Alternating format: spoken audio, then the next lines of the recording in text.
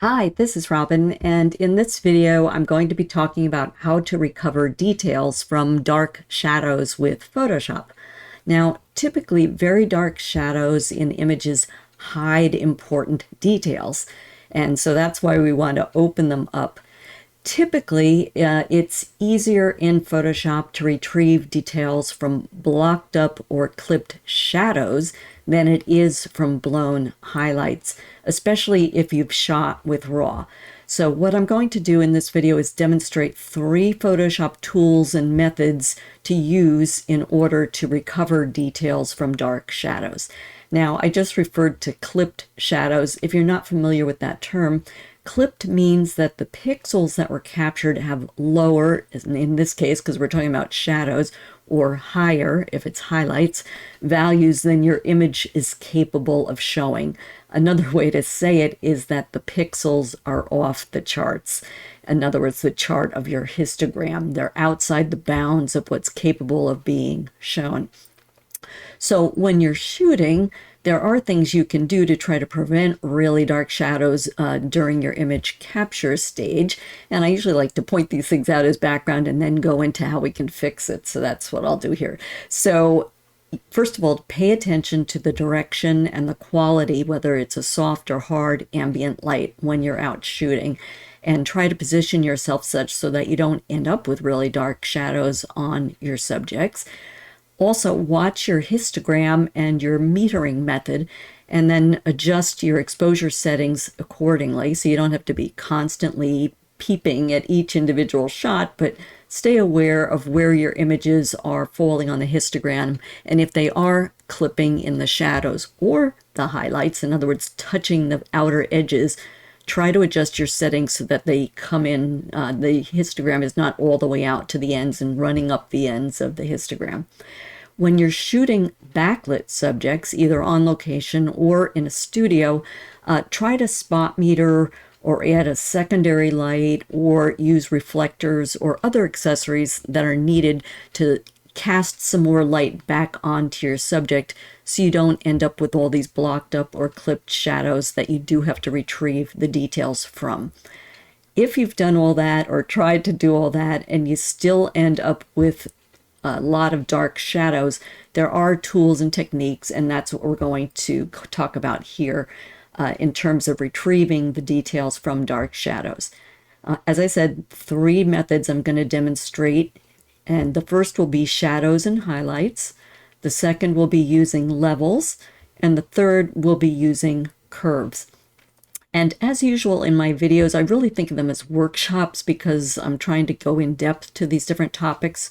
Doesn't mean you need to sit through it all at the same time. But I like to show several different approaches on a theme because different images often require different tools. And this way you'll be equipped with some alternatives if one method or another doesn't work for the image that you're trying to work with. What I will do to make it easier for you if you want to stop and go during the video is I will include links to the start time for each demo in the description below the video. And that way you can skip around, you can pause between the demos, you can come back at your convenience, or if there's demos you liked and you just didn't remember the steps, you can revisit without having to slog through the entire video again. So look below the video in the description for those links. Also, be sure to check out a complimentary video on my channel. I had just posted fairly recently a video on how to restore details to blown highlights. So it's the opposite of what we're going to be covering today.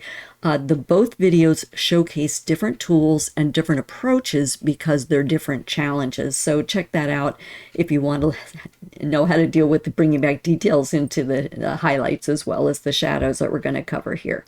And then finally, if you haven't already subscribed to my channel and want to do so, it is free. Just click the subscribe button and the black bell icon below this video, and YouTube will send you a single alert when I release new content. I don't email anyone, and if you've already subscribed, you're set. You don't need to do anything. So anyway, let's get started. In Demo 1, I will show how to work with shadows and highlights to retrieve details hidden in the shadows. And we're going to work with this image here, which is, as you can see, an interior still life. And it's very low light. It's underexposed. There are shadow areas where you're losing some of the details here. So what I want to do is keep the mood of this, because I like the dark moodiness, but I just want people to be able to see a little better what some of the details are that are missing.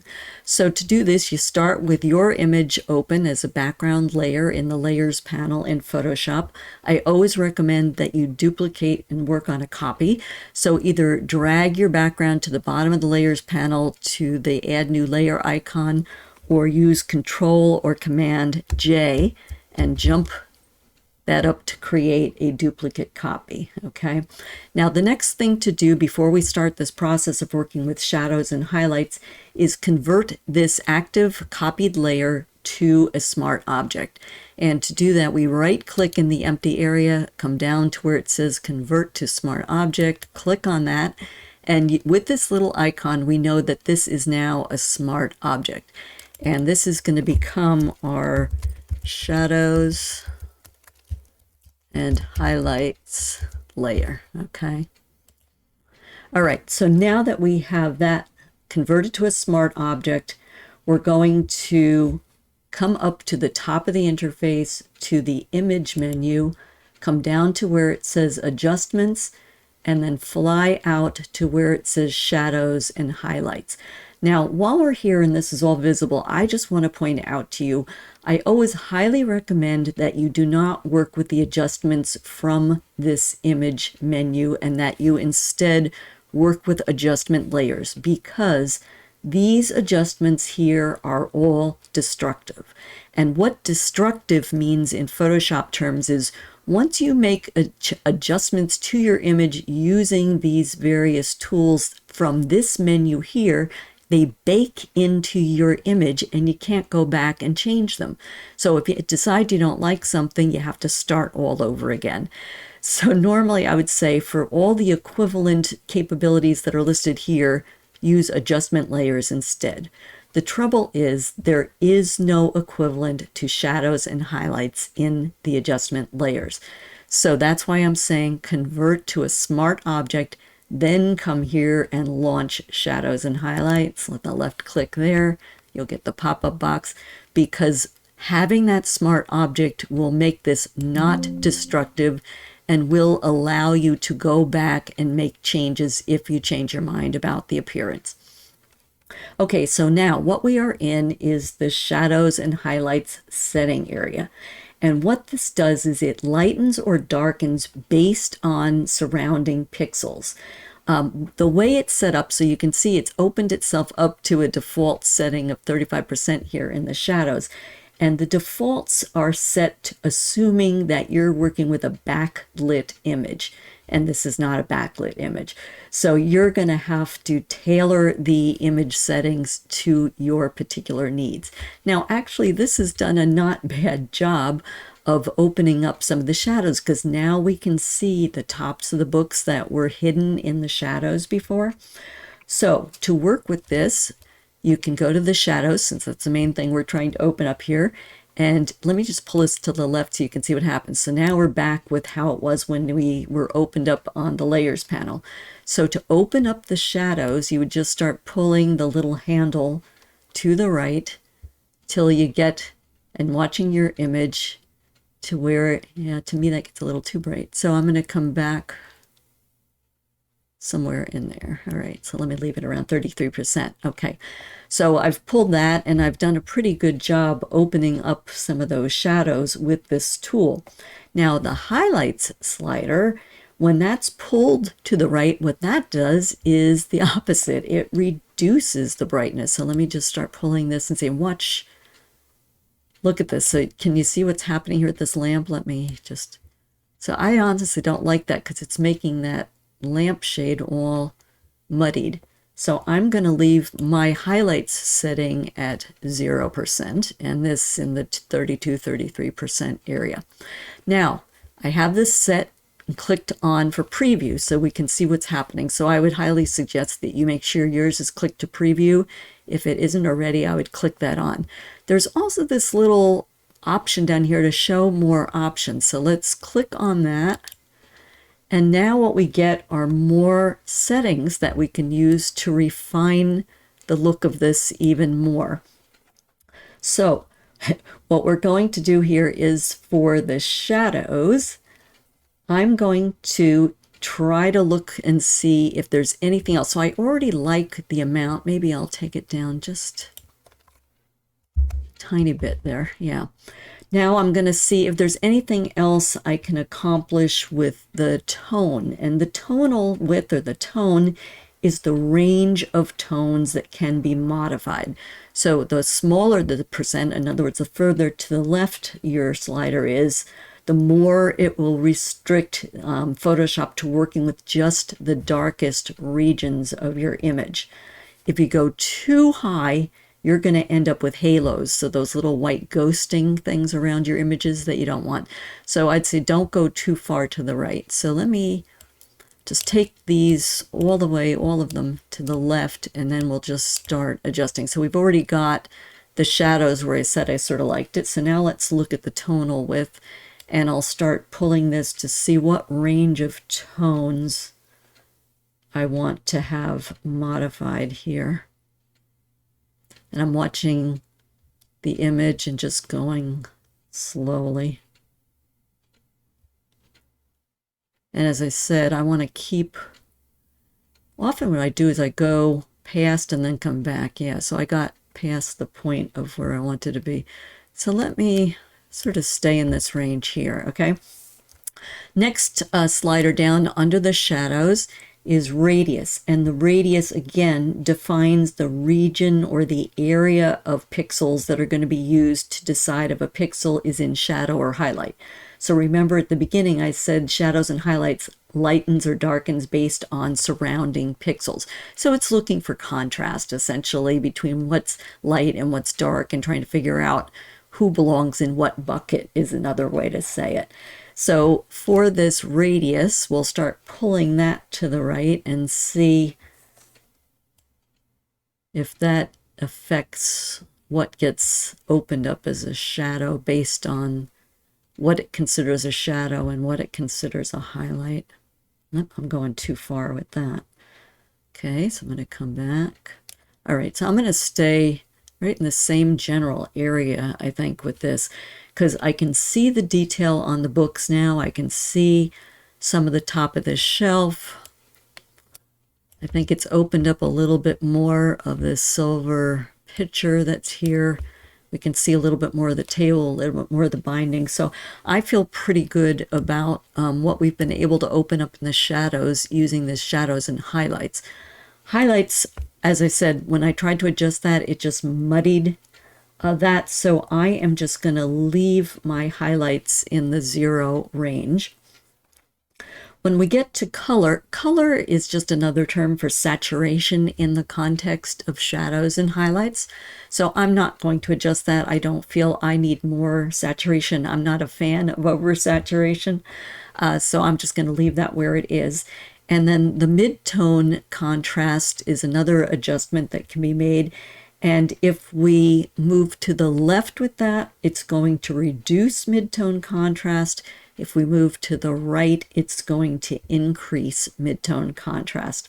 So I want it to have less mid-tone. I want it to have a little bit smoother transition and not look like we did overly contrasty look on this. So again, I'm going to pull it to the left to reduce the mid-tone contrast. And I'm just watching again the image. All right, I'm going to leave mine in that area.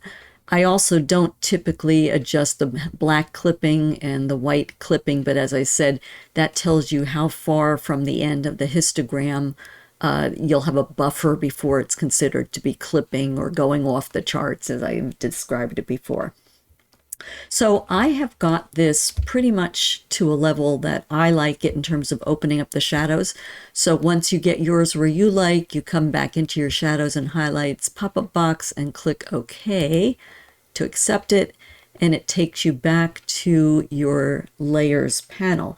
Now let me just show you the difference here between the original image and this. So you can see we've done a fair amount of opening up the shadows. Now, what I wanted to show you here is this is the benefit of converting to a smart object before you go into that destructive shadows and highlights, because now we have these sub layers, and right here where it says shadows and highlights, if you left click, double click on that, look, you can go back in and make further adjustments. If you say, oh, you know, I wish I'd done that a little darker or a little brighter, or wish I'd kept a little more contrast in the midtones, you can go back in because you have that. I'm going to click cancel because I already got my settings where I want, but just double click on the word shadows and highlights, and that'll take you back in if you want to make some revisions. The other thing the smart filter, the smart object, has given you is a mask, a layer mask right here as part of this. And if you're familiar with masks in Photoshop, this is white, so that means it's revealing all the adjustments we just made. White shows and black hides in Photoshop. So we are essentially finished here as terms of the process to go through for using shadows and highlights in order to open up shadows. But I want to show you something if you just want to customize this. So let's say, you know, you're thinking this is great, but you know, maybe it's too much detail. And again, I wanted to keep some of that moodiness. That's where we can use this mask here. So as I said, right now it's showing the whole thing. To hide everything we've just done, we want to invert this and make it black. So for this layer, we come down to the properties panel right here. So click on your smart mask, properties panel for that, and see the word invert. Click on that and watch that white mask. And now it's black and the image is back to looking like it looked in the background. The reason I want to do that is I want to go to the toolbar, grab the brush tool, which is this tool right here that looks like a brush. So left click on that so it's black behind it. And as I said, white reveals. So now we're hiding everything and selectively going to paint back in just the areas that we want focused on. If you wanted everything, then you were all done before we go to this step. If you selectively want to bring back some of the lights, then you do what I'm doing now.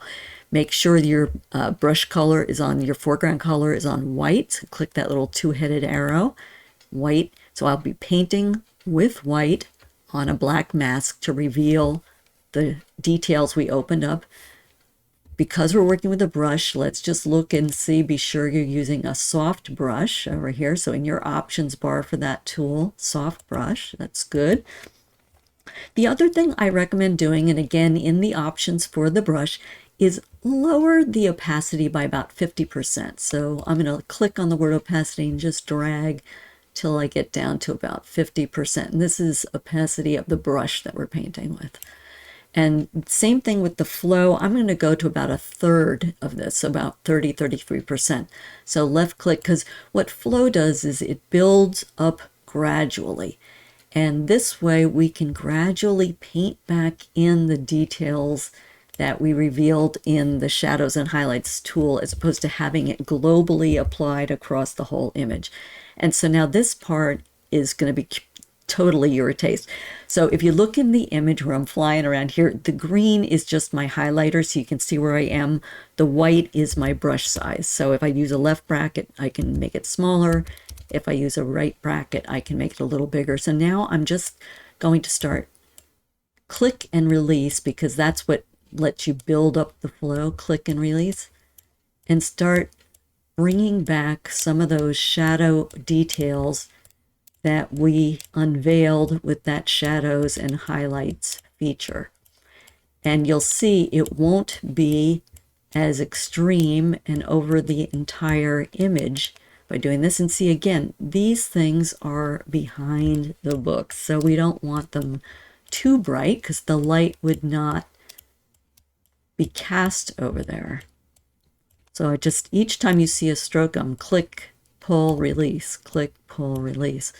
This light should spread more over here, so I'm revealing more of that shadow detail that we got from that shadows and highlights adjustment. I'm going to see if I can open up this a little bit more, because this light is spilling out. You just think logically you wouldn't want to open up too much over here because that's back behind where the shadows would be opened up. So just keep thinking logically.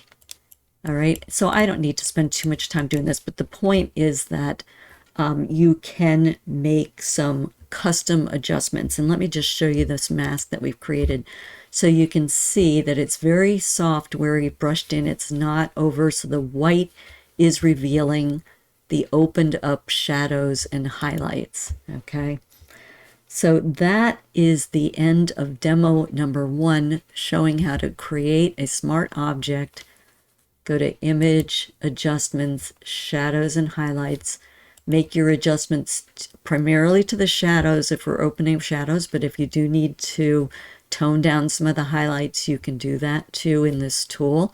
Accept it back to the layer, and then either you're stopped, if you know, right there, if you're happy with how it opened things up, or you have the option to work on the smart layer mask and then do some custom opening up versus the whole image to open up.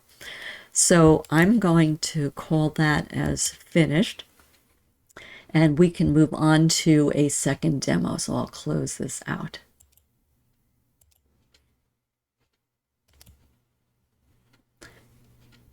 All right, now I'm going to move to the second demo. Let me open the images for that.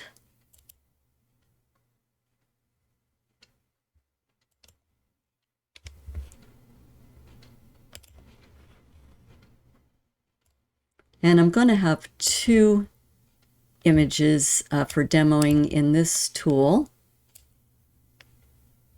And they're both going to use the same tool, but they're very different challenges to the images, as you'll see. So that's why I wanted to show you in case your image doesn't fit neatly into one look or another. So as you can see, one is overall underexposed and completely in shadow, and this one has very hot, bright highlights on one side from the light that was used in the studio, and this side is in very dark shadow. So let's start with the man and this studio portrait headshot of him. Let me make him a little bigger so we can see what we're working with. Okay, and as I said, we're going to work with the levels adjustment layer in this demo as opposed to the shadows and the highlights for the first. So as usual, we've got our image open in the layers panel. Let's just drag this down to the bottom of the layers panel to the add new layer icon right there. And now what we're going to do is open a levels adjustment layer. So bottom of your layers panel, come down to the add new adjustment layer icon. That's that circle with the line through it. Click on that and come down to where it says levels, and now we've got a new levels layer there. Now what I want you to do is look here in the properties panel. So this is the active layer, is the levels layer, and this is the properties that go along with it. And what we see is we have a histogram here with shadows at the far left, midtones in the middle, and highlights at the far right. And what we're going to do is use these distribution handles for shadows, midtones, and highlights to make adjustments to this image and see if we can open up the shadows and have him look a little better than he does right now.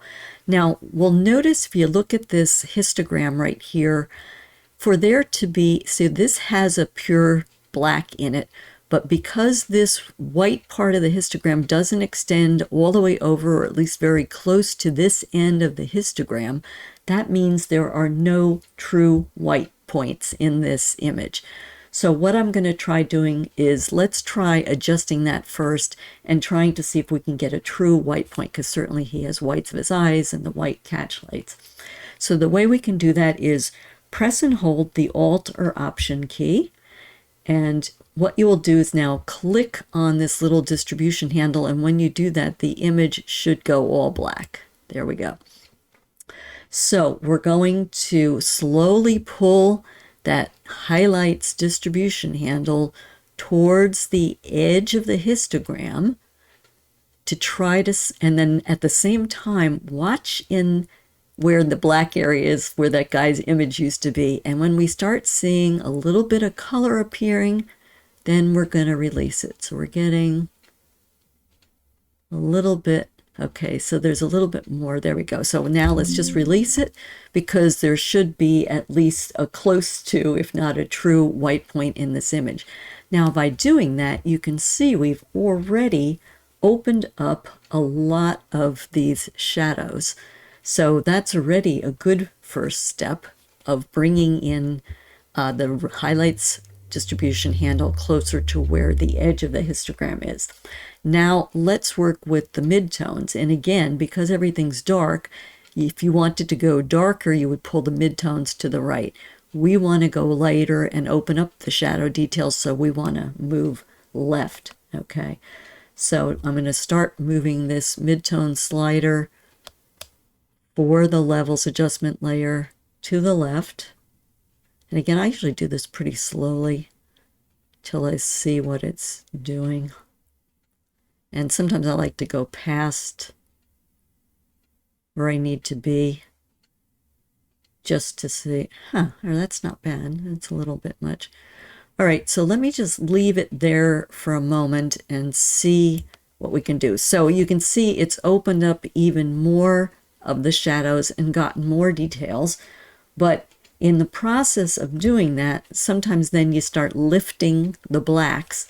And what lifting means, they're getting soft and hazy, so that's not good. We're losing some of the richness of the blacks. So then we can come to the shadows distribution handle on this histogram and start pulling it to the right and see if we can bring back some of the richness. That's actually not bad. It might be a little bit much in the darkness I'm putting on him. Let me just work with that and see. Yeah, that's not bad, because now I still have some details like the seaming in his black shirt, and there's the details, but we've opened up a lot of the shadows. And to go from, let me show you, this to this, we're seeing a lot more of him.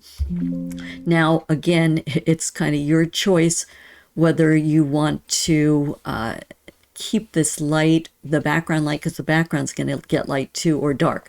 For my image, I personally, because he has a darker skin tone, like this light because it separates him from the background better. So just think about the logic for yours and whether you want to darken that up also.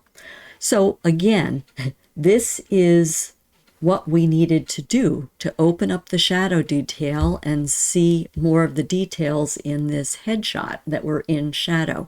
So that's essentially all that needs to be done in terms of directly opening up the shadows. So now I'm going to show you another thing that we can continue to do if your image, like mine, still has some darkness here. In this area of mine, it's still pretty dark. Now, one could argue the light is at 45 degrees. It's probably pretty high above him because you can see where the catch lights are in his eye. And they might actually, you might say, gee, this is perfect. We've got Rembrandt lighting, which is when the light is coming from one side and it's casting kind of a triangle on the opposite cheek. But to me, this is still a little bit dark and swarthy looking.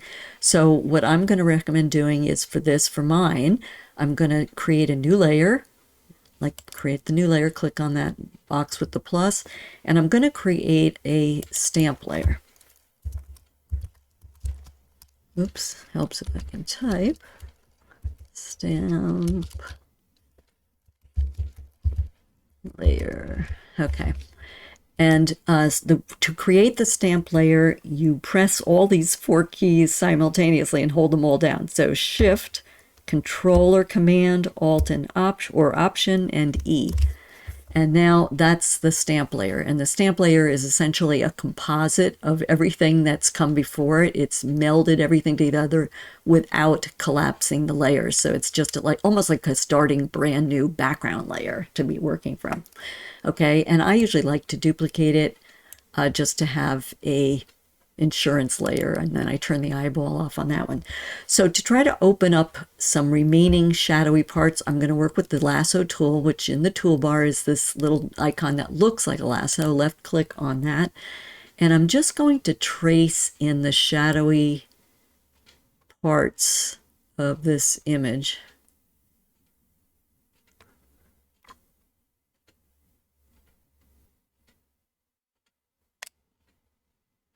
Okay, and when I release, you can see that it has formed a selection which is referred to as the marching ants. Okay, so now what I want to do is try to brighten up some of this a little bit and see if that helps anything. And I typically prefer in the bottom of the layers panel, go to the layer adjustments icon, which is the circle with the line. I tend to prefer brightness and contrast to exposure, but you can experiment and see which you prefer for your image. So I'm going to click on brightness and just let me show you the mask. And the way I'm showing the mask is I press Alt or Option and just click there. I wonder if I can turn off my volume so we don't get these little weird sounds. There we go. So you can see that selection that I made has a pretty harsh edge. And if we're going to add brightness, we don't want a line demarcating it between where that is and the rest of his face. So with this brightness and contrast layer active with the highlight color, the blue on there, go to the properties panel for that layer, go to the where it says feather, and we're going to pull this feather to about halfway down. Let's see. Yeah, so a little bit less than halfway. And all I want to do is have that be a very soft transition. And we can always feather it more if we need to. So now I'm going to Alter Option and click on the mask again. So we're looking at him. Going to click on the thumbnail for the brightness and contrast right there. So be sure you switch from the mask to the thumbnail and be sure the white frame is around there. And then in the properties panel for brightness and contrast, I'm going to work with the brightness slider, and because I want to make it brighter, I'm going to pull it to the right. And again, just I'm watching the image and seeing how this brightens up, or if I can open up some more of the residual shadows. So let me see if that's, yeah, that's better. To me, at least. So I think that really helps. If it gets too bright, you know, so for instance, if this area here, if you have something on a person and it's getting too hot, what you can do is on your mask, instead of doing black and white, you can switch to a gray, and then it'll be an in-between. So it'll be a little less intense than a white, okay? So I'm feeling pretty good about this. So I'm going to say, by working with the levels to open up the midtones, especially in this image, and then complementing it with selectively choosing part of the image and then working with a brightness and contrast layer in that selective area, I think we've done pretty well opening up the shadows and revealing the details better in this particular image from how it was originally. So now let me reduce him a little bit and scoot him over to the side. And now we're going to look at this young woman's picture here, move her over and keep him here. And work with the same levels tool, but as I said, she's got some different challenges than he does. Let me just get this where I can deal with it. Because she's got such dark shadows on this side, and the light that was used in the studio is just way too hot on this side of her face. So it's blowing out the highlights on this side and obliterating the details on this side. So again, first things first, let's do a Control or Command J and jump this background layer to a duplicate copy. Okay, now As I said, we're going to use the same tool, but I'm going to take a different approach getting there because of the dynamics that are going on. He was evenly in darkness. She is not. So first thing we want to do before we start working with levels is go to the channels panel. If you look up here in the upper right where my green highlighter is, there's the channels panel. For me, it's right next to layers, but you might have yours configured differently. So left click on that.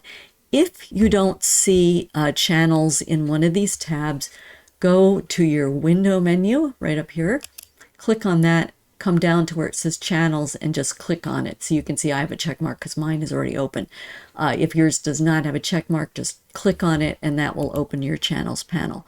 Now what you want to do here is pressing and holding the control or command key. In this channels panel, we're going to click right here on this unified RGB layer and watch the image as I do it. So I'm just going to click on this top layer. So we have the integrated RGB and then the individual red, green, and blue channels. We're going to control or command click on the RGB layer and look at the image. What it has done is it has selected the highlights in this image. So now we're going to go back to the layers panel. And with that, the marching ant selection, the highlights still active, now we're going to add the levels adjustment layer. So bottom of your layers panel to the circle with the line through it for the adjustment layers, come down to where it says levels. And now again, we've got a mask that was created by clicking on that RGB channel. And again, we have a histogram we can work with in the properties panel. So let me just show you what we've got here. So again, I'm going to press Alt or Option and click on the active mask to show you what that channel created for us. So again, masks in Photoshop are black and white or shades of gray. And so because the highlights were chosen, they're the white areas and the bright areas of this mask. Now, what we are doing in this video is trying to open up shadows. And we want the areas of her that are shadows to be white, because then we can make adjustments to this area. Right now, if we tried to adjust anything, because the mask is white on that side of her face, it would only adjust that area of her face, and that's already blown out. So we need to invert this mask so that the shadow areas are showing as white on the mask. So with that mask active, go to the properties panel and click invert and then watch the mask image there. Now this is what we want because now the white areas are what we'll be working with, and we want to open up the shadows, and the highlight areas are darker, so they will not get affected as much. Now, I'm going to show you something else a little tricky that can be done here, but this is optional, so I'll tell you when you can just skip it if you want to.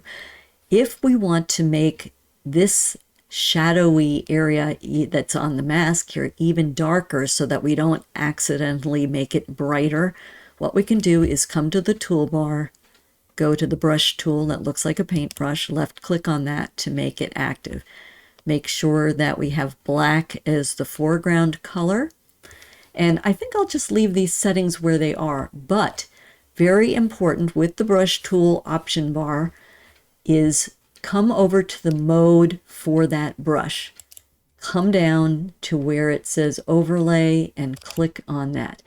And what that should do, fingers crossed, is only paint where we have the darks. So again, look, when you look at my highlighter here, the green part, the black is my brush.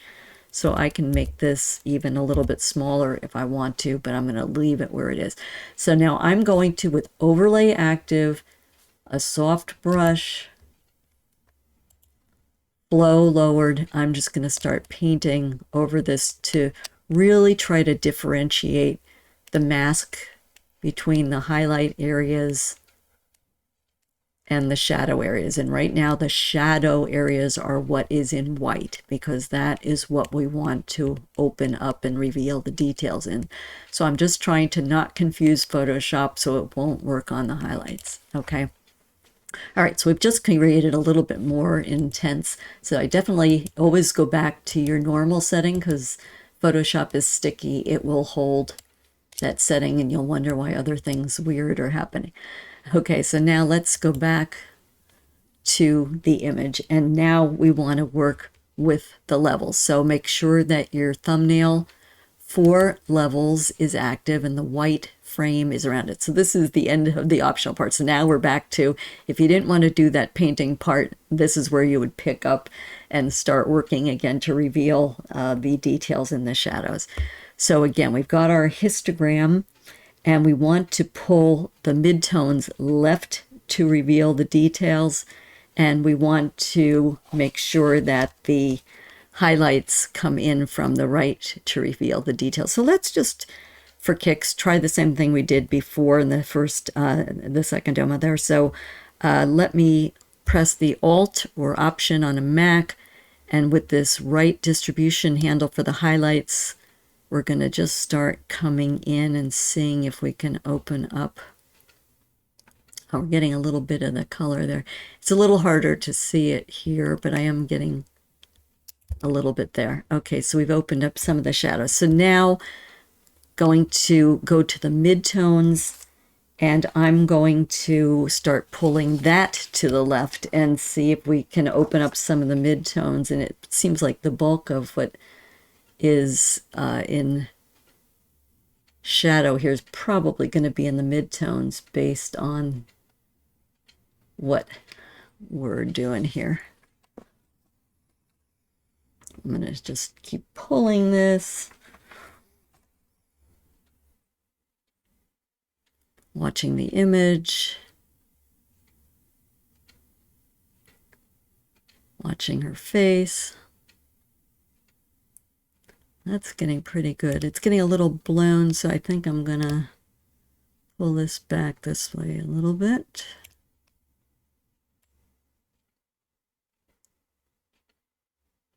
There we go.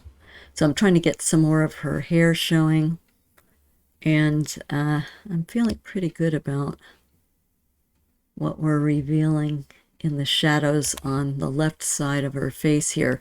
So we've pulled the highlights in from the right. We've pulled the midtones towards the left. So both of these two are towards the left. But see, again, we're getting this hazy, lifted shadows look. So I want to pull in the shadows distribution slider to bring back some of the richness in this top, but yet still keep some of the details in her top. And I think that's pretty good. Let me see. Yeah, that's not bad, because that, you can see the lines in there. It's got the richness of the brown. We didn't darken anything up too much. Another thing you can try is, while you're still in the properties, is these output levels. So this is an output sliders here. So again, we might want to pull in to darken a little bit if this has gotten too blown out. Come in from the right to darken up a little bit.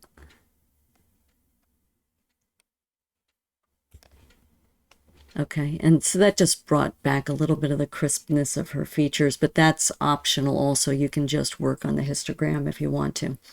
So again, this is the global opening up of the shadows. And so that has worked very well with that levels adjustment and pulling in the highlights from the right towards the left and pulling the midtones from the middle towards the left to open up the shadows in this particular image. But we do have a little bit of the same thing going on the left side of her face that we had on the left side of his. So again, optionally, depending on what your image looks like, yours might be just fine. I'm just going to show you that method again of selectively opening up more shadows. So first I want to create that stamp layer. Bottom of the layers panel, go to the box with the plus, which is the add new layer icon, and do that stamp layer, which is that composited together layer that represents everything from below, which is Shift, Control, Command, Alt, Option, E all at the same time. All right, so now we've got that. I'm going to do my insurance layer to back it up. I'm going to grab the lasso tool and just circle it loosely around the dark areas that remain even. Well, let me undo that and try that again. That remain on her face. And I'm going to come a little bit into her hair because where the light is coming from. So now we have our active lasso selection. We want to do the same thing that we did with him. So bottom of the layers panel, go to the add new adjustment layer icon, the circle with the line, click on that and come down to brightness and contrast. And as I said, you can experiment with exposure and see if you prefer exposure. And again, we get the brightness contrast layer, adjustment layer with the mask that represents that selection. You can see the hard edge. As I said, you want to have a smooth transition. So you look at the properties for that mask, and let's just pull that feather to roughly 50% and just make sure it's going to have a smoother transition. Okay. And you could also do it without switching to the mask like I've done. And then to turn that off, it's just a toggle Alt Option and click on the mask again. So now let's click on the thumbnail for the brightness and contrast. So we get our brightness controls in properties. And so let's try to do a little bit more brightness where she still has some shadow on that left side of her face. And again, I just go slowly and I watch the image and I stop from time to time.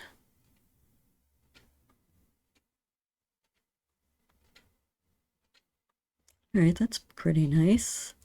It might be a little bit harsh looking because again, this is very hard light that's coming. So at least for mine, if yours is too contrasty, like mine seems to be a little bit, I'm going to also use this contrast slider and reduce the contrast means go left. So more brightness, go right, less brightness, go left, less contrast, let's go left.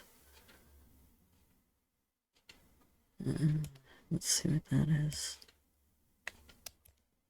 All right, I think that's okay. Now, I'm just curious to see what this will do, if it will help brighten it up some more in here. If I go to the top of my layers panel to where the blend modes are, and let's just see if one of these, either lighten or screen. Oh, lighten's nice. Ooh, screen really opens up her face. I'm going to go with screen. So that's a screen blend mode. And again, I don't know if you're going to have an image that needs that kind of lightening, but just keep it in mind that in addition to the levels and the brightness, you can try some of those lightening blend modes. All of the blend modes in this area, between these lines, lighten up, okay? If that's a little bit too much, you can tone down or roll back the opacity, which is just to the right of the blend modes. I like to left click on the word opacity and just start dragging, and that'll lower your opacity. Yeah, so I think that's pretty nice. Now, we've got this side open up. Now, optionally, we are talking about shadows in this video, but it's just going to bug me that then this side just was too unbalanced and too bright. So if you don't have this issue that I had, there's where you can stop because you've opened the shadows. Let me show you, if you have a mixed image like this, what you can do. If you do then have to balance the highlights on this side. So again, let's create another stamp layer. So bottom of the layers panel, add new layer icon, the box with the plus. Let's do the stamp layer.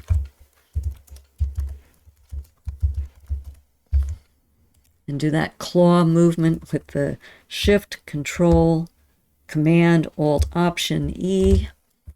And then I'm not going to bother duplicating it, but we're going to use the lasso again, just like we did.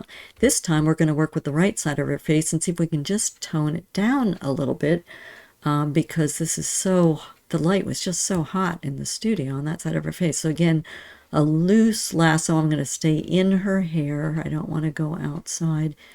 And just come in where this light is really hot on her face. Okay, so we've got the marching ants active selection. Going to come to the bottom of the layers panel, to the Add New Adjustment Layer icon, circle with the line, click on that, and I'm going to add another brightness contrast. We have that distinctive line, so again, with the mask active, the white line around it means it's active. Come to the properties for that, and let's just feather that and soften up the transition between that selected area and the rest of the image. Click on the layer icon, make that active for the brightness and contrast. And again, I want to lower the brightness this time because we're trying to reduce the brightness here. Pull that little handle to the left. And it got too dark, so I said sometimes it helps to go past where you want to go. Yeah, I think right around there balances the tones. And again, because this got really contrasty with that harsh light, I want to just reduce the contrast a little bit. So I'm going to pull that slider a little bit left. So I think, you know, with portraits, I think it's better to go a little bit softer.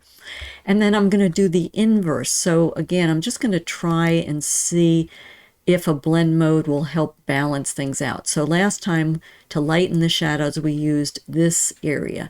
This time we want to darken or blend in the highlights. So yeah, you can see.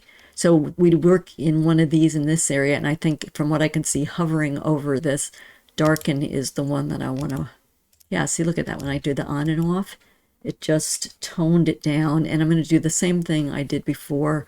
Come across from the blend mode, click on the word opacity, and I'm just, for mine, going to tone that and dial that back a little bit.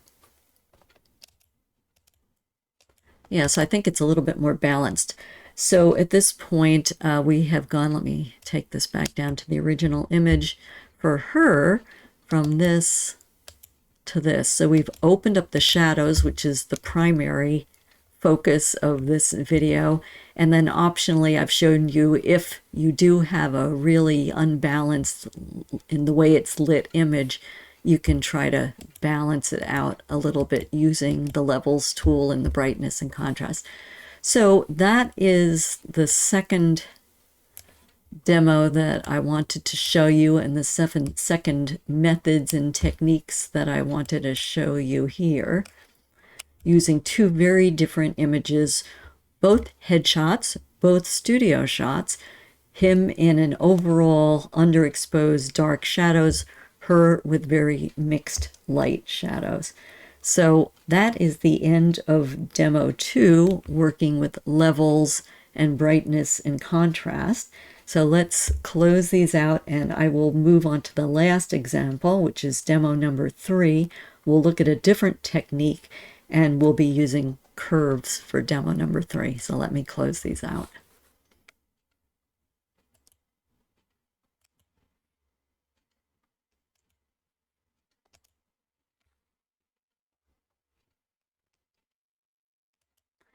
So in this demo number 3, let me find the image that I want to work with, which is this travel photo from Dubai. It's a dark alley.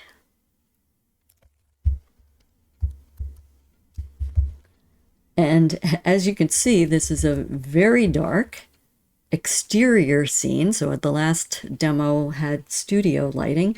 This is definitely outdoors, a travel photo, night scene. With some harsh lighting here. So it's either dark night or very early morning. This is a bakery, so maybe this is like 4 or 5 in the morning and they're up and already starting to bake the baked goods for the day. So it could be either one. But in any case, we have a lot of dark a lot of dark shadows, sorry, that are hiding the details in this image. So what we want to do, as usual, is duplicate the background layer. And again, you can drag that layer to the bottom of the layers panel to the add new layer icon, or use a Control or Command J and jump that copy up to its own layer and work on the copy. Now what we want to do in this method is open this image into Camera Raw. So we come to the top of the interface to the Camera Raw filter. So we're going to go to Filter, Camera Raw Filter. When that's highlighted, left click, and that will open us into the Camera Raw interface. So we're in a different interface here.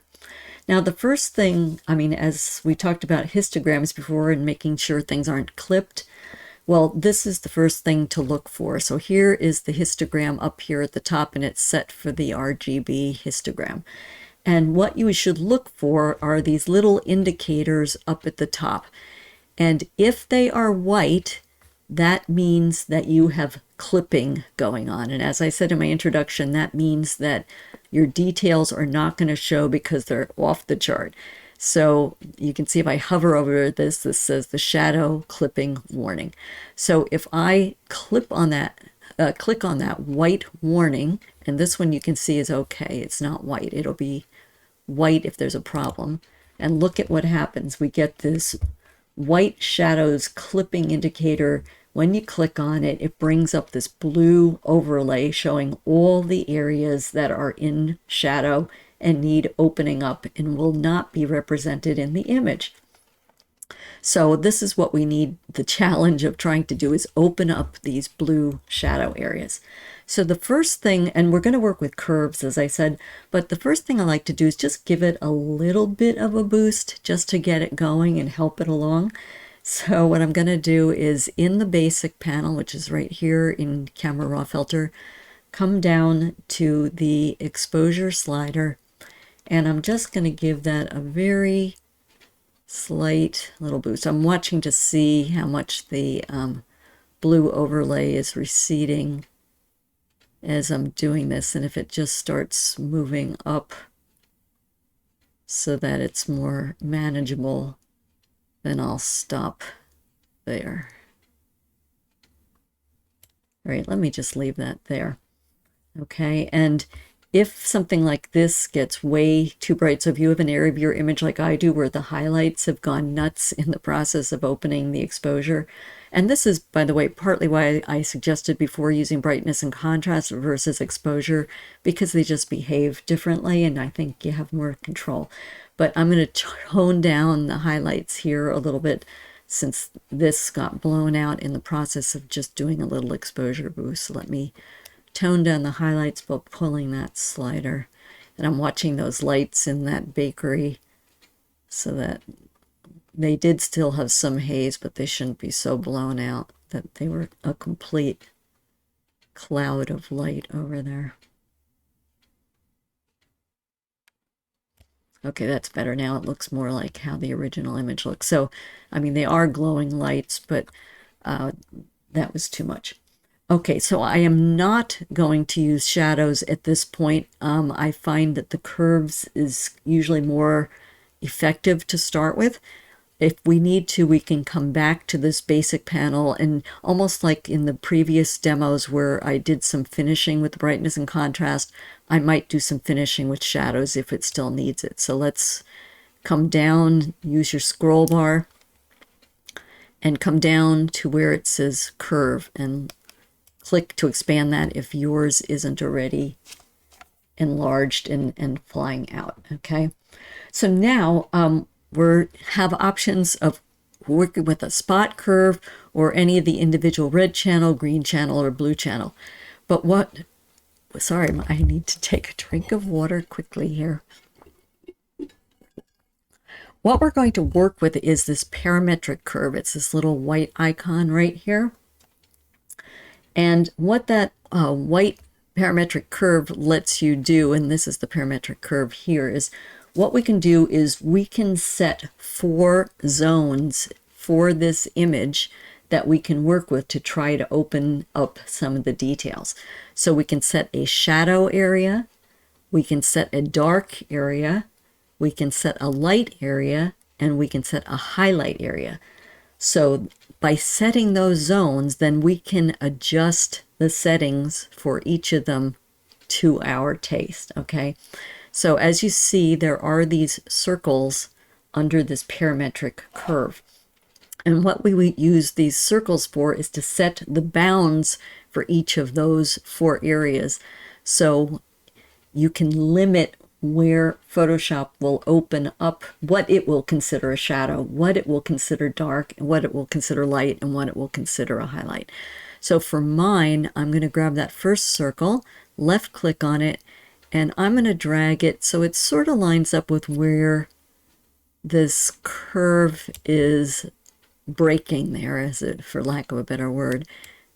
And it's becoming kind of a different zone at that point. So for me, that's where I'm going to set the bound for the shadows, okay? The second circle, I'm going to click on and start dragging to set the darks, okay?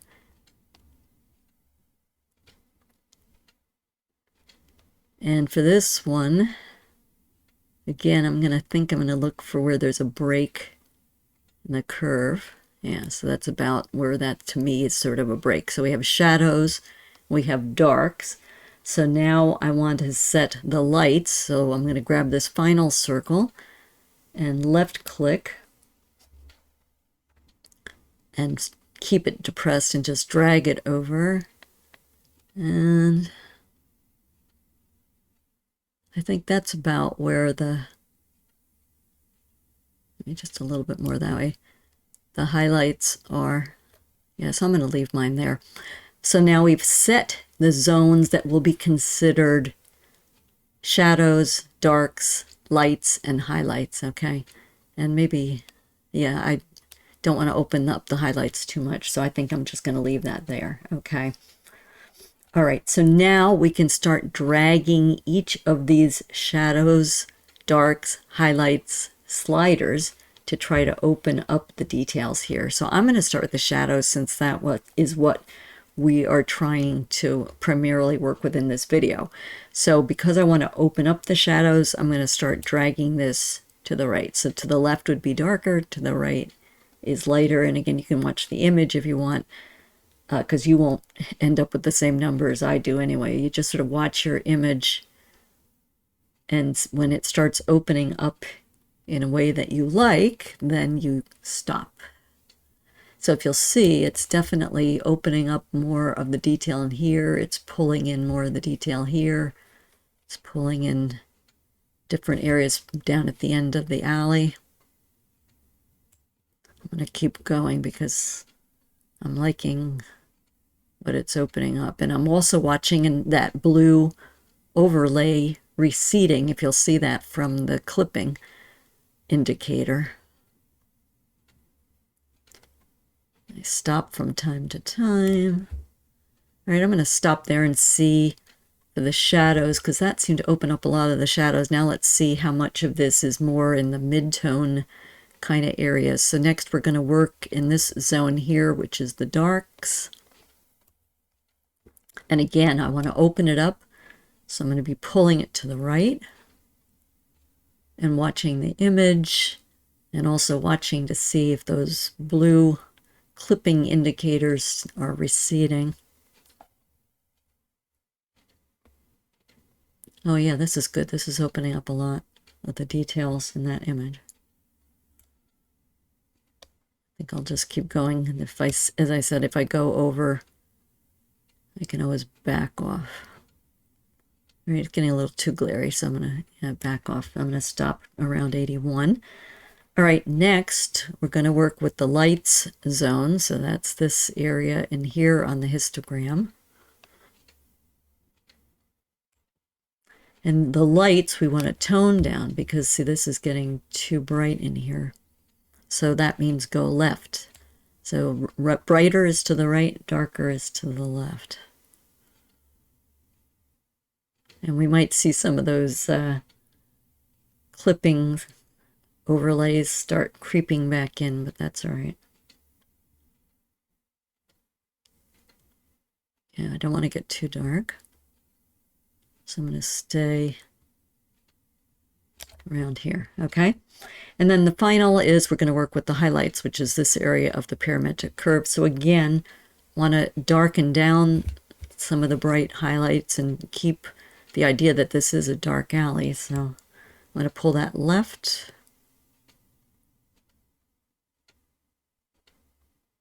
watch the image, see what's happening. Maybe I'll come back. I usually scoot back and forth a few times. All right, I'm gonna, maybe it's a, leave that there. Okay, so if you like this, because we've opened up the shadows a lot, then you can say that you're finished with yours. I mean, because that's really opened up a lot of the details that weren't here before. We've got all of this detail up in here, a lot more of this wall where the light is casting onto the wall. You can now see there's buildings. It really isn't necessary to open up the sky, and actually this is a bit much here because really this is where the interest is in this image. So you want to keep the viewer's attention kind of in this area to see, okay, there's people living here. The bakery is operational in this alley. Probably the people who work in the bakery rode their bikes here. You know, so you want to reveal the story. It's what you want to do. So as I said, that you may be all set by working with the parametric curve, setting which of the bounds zones you want to be using that curve for your shadows, darks, lights, and highlights, and then adjusting the sliders. You do have another way to work with this tool. There is this little parametric curve targeted adjustment tool. If you want, you can click on that and put it right in the image and just work on specific areas, but I personally prefer to work with the sliders. So let's just pull this back up again. And as I said before, let's just see if working with the shadows helps or hurts at this point. So shadows slider in the basic panel for the camera raw filter.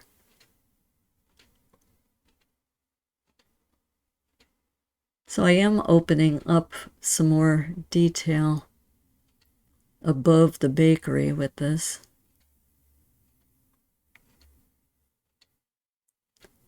All right, so that's, I'm going to leave mine there. And then let's just, once you get it the way you like yours, working with whatever you want to work with in the basic panel, as I said, I started giving it just a slight exposure boost. If that does anything to blow the highlights in your image, then you can take the highlights down a little bit. Then using your scroll bar, go down to the curve area and use the parametric curve, set your 4 zones, and then adjust the settings to taste for each of those zones. When you get it the way you like, come down to the bottom of this interface for camera raw filter and click OK. And that takes us back into the layers panel. And you can see we've gone from the original to this. And so this is the camera raw curve adjustment. Okay, plus some basics adjustments too. Now, if you like this for your image, then you're all set and you can stop there. But again, I kind of like to give you that last finishing step if you want more control over where these open shadows were applied. So I'm going to suggest we do what we did in a couple of the other demos that I just showed you for the previous examples, and that is to add a layer mask. So I want to add a black layer mask and completely hide what we just did here, because black will hide. So press and hold your Alt or Option key, come to the bottom of the layers panel, come down to the new layer mask icon, which is this box with a circle, left click, and that will give you an all black mask. And now we're back to where we started. It's hiding all the adjustments you just made. So what we can do now is on this mask, and you know it has to be active because the white frame has to be around it for it to be active, we're going to selectively paint in where we want the details. So in the toolbar, come to the paintbrush tool, which is right here. Left click on that to make it active. Because you have a black mask hiding everything, you want to reveal content with white, and we want to paint with white. So click on that double-headed arrow to make white your foreground color. check. I like to use a soft brush personally, so it's not too harsh what you're painting in. So I do have it set to a soft brush. So for the brush tool, we're going to look at this options bar, and that's where you can see that it's a soft brush. Then come over, and I also suggest, as I suggested in the earlier demos, lowering your opacity. I like to do to about 50%, just so we're gradually painting in and it's not too harsh what we're painting in. Around 50%, let's not get too detailed. And then the flow means that if it's at 100%, you're just laying down your stroke. If you lower the flow, then you are building up strokes and depth of tonality or color or whatever gradually. So you'll see uneven amounts of it. So I like to lower the flow to about a third of the way, about 33%, so that I'm gradually building in and painting back in the shadows, and I have more control over them. All right, well, let's leave it around there. Okay, so the white here is my brush size. I'm going to try to reduce that size a little bit. The green is just my highlighter to show you where I am. So on the layer mask, not on the image layer, not on the thumbnail, on the mask with the white around it, brush tool soft, lowered opacity, white. Going to start painting in some of that shadow detail that we just recovered using the curves tool in the camera raw filter. And again, when you do this, think of the logic. If it was in real life, what would be happening? These bright lights are going to cast against these light colored and light them up. They're going to light up the area right around it. They're going to certainly light up some of the ground.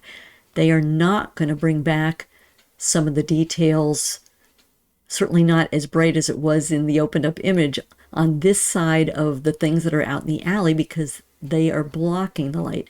Same thing for this part of the wall. That's not going to be an equally bright area to this bright. So just for your image, think of the logic about where the light is being cast.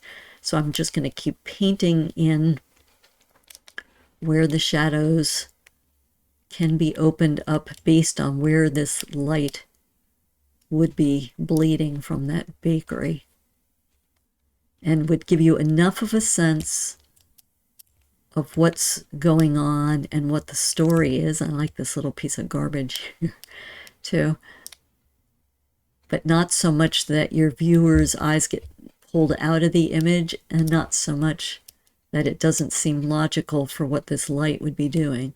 So the light would continue to fall past here, but not as much. Let me lower left bracket to reduce the size of the brush. Okay. Now I want to use the right bracket and open it up a little bit. I want to get a little bit of the detail, but not too much over here, because this would be in shadow. This is reflective. This would be showing some of the light. Okay, and I'm letting it taper off. Same thing over here. Now, I mentioned before, I'm going to make the brush bigger so I want to have a path in here, but yet use the shadows to create some leading lines into this alley. And I almost want to treat this like a vignette, where it's keeping the viewer's eyes in the scene. Okay, so I'm not going all the way to the tops or all the way to the bottoms of this scene. I just want somebody to get pulled in and start studying the details of what's in this part of the image.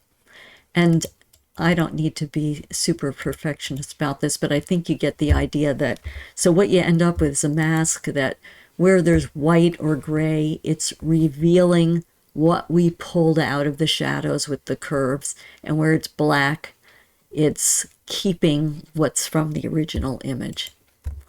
So if we go on this, and let me go back to my neutral tool here, and then we look at the before and the after.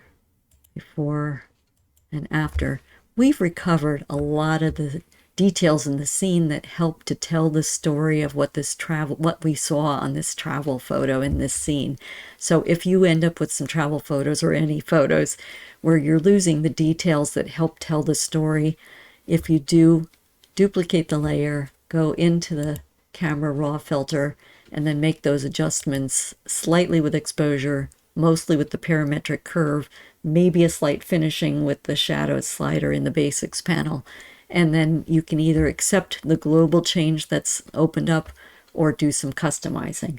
But that is the end of demo 3, and I realize it's a lot of steps, but you can stop, pause, repeat any of these demos and just do one at a time versus all of them in one shot. So I hope these techniques to open up the shadows were useful to you. I hope they will help if your images are either underexposed or have dark shadows that are hiding image detail. As usual, I say just have fun experimenting to find which method of these 3 or any or all of them will work best for your images, or which you like working with best, and whatever your personal preferences is, go for it. And until the next video, take care.